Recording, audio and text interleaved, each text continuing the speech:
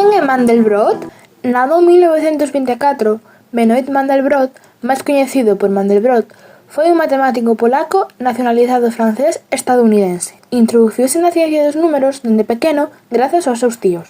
Aínda que tivo importantes logros, dedicou a súa vida a múltiples campos do coñecemento e do saber, mais será coñecido polos seus traballos sobre os fractais, entre os que destaca o grupo que leva o seu nome, o conxunto de Mandelbrot. Como se consegue o método?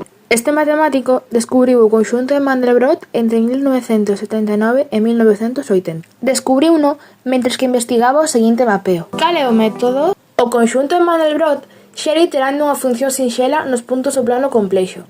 Resulta ser unha curvatura fractal de complexidade infinita, na que calquera porción desta fronteira pode ser ampliada para revelar detalles cada vez máis destacados. O conxunto de Mandelbrot vén dunha simple ecuación. Esta ecuación realízase da seguinte maneira.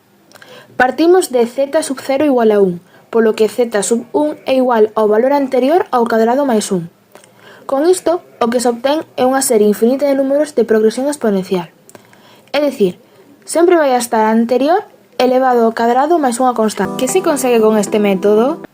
Co método de Mandelbrot, conseguese describir un conxunto de números complexos que xeran un patrón fractal, grazas ao cal podemos obter de forma máis precisa imaxes infinitas. Podendo ser m calquera número natural, teremos logo z elevado a 2, z elevado a 3, z elevado a 4, z elevado a m, e de aí imaxes de distinta tipoloxía. Aplicacións. Algúnas aplicacións do método de Mandelbrot son modelar a formación de nubes en meteoroloxía. Na medicina, permite o estudo de moitas enfermidades para facer diagnósticos máis precisos.